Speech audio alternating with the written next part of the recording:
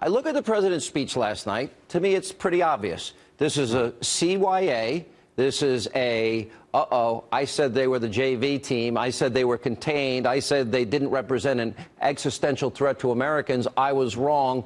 Let me go back on that and act like I really care, but no major change in policy. So all words, no action, no change in policy.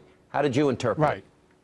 Yeah, I mean, he basically got that out of the way and then spent 3 times as much time effectively talking about how racist and bigoted Americans are, which is the message you would have got if you were watching this anywhere around the planet. You would have concluded that the President of the United States thought the principal security threat was his own bigoted and racist people.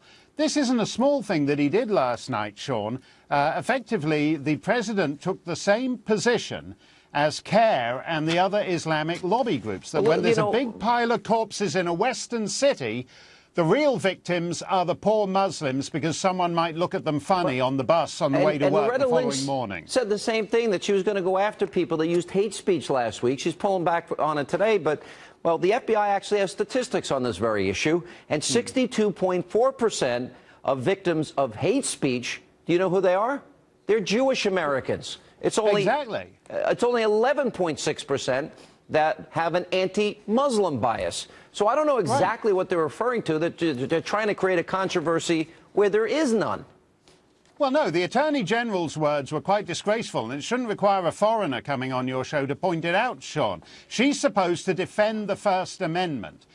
This country has free speech. Loretta Lynch announced that, as far as she's concerned, it has free speech but. One of the reasons we're in the situation we're in, we have a stupid Homeland Security slogan that they paid some, a marketing group a ton of money to come up with. If you see something, say something.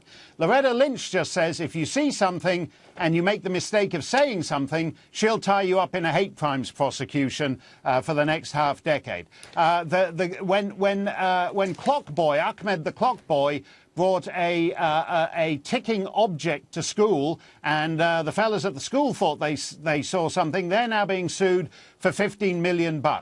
So if you see something and you say something, you're a chump, because Obama says you're a racist, and Loretta Lynch says she's going to bring hate crimes charges, and Ahmed the Clock Boy's family are going to sue you for $15 million. And as the president advances his anti-gun narrative, he keeps talking about, well, people on the no-fly list shouldn't have the right to buy guns. Well, I hate to tell you, the San Bernardino shooters, the Tsarnaev brothers, the Boston bombers, the Fort Hood shooter, the Chattanooga shooter, no perpetrator of any major attack on American soil was on the no-fly list, but there are 72 people on the no-fly list that work for Obama's Department of Homeland Security. How about he fires them? Why don't we start there? Or, yeah, exactly. Or sends them away. Maybe that's another good start. What do you think of Donald Trump's idea? Trump sent out a press release today and talked about a total and complete shutdown of Muslims entering the U.S. until our country's representatives can figure out what's going on. He cited 2 polls. 25%, the Center for Security Policy poll, agreed violence against Americans here in the U.S. is part of global jihad. 51% agreed that Muslims in America should have the choice of adopting Sharia. So there is a clash of cultures. Hillary's wrong, right?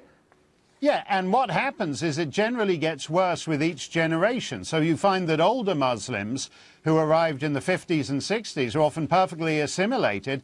But actually, as we see in this particular case, young Muslims born here can be far more radical. And an extraordinary number of them do want to live under Sharia, do believe in death for apostasy, do believe, for example, in female genital mutilation, do believe in honor killings, and the evidence is quite constant, not just in the United States, but across the Western world. Listen, if you grow up under Sharia, it is the antithesis of what we as a democratic constitutional republic believe.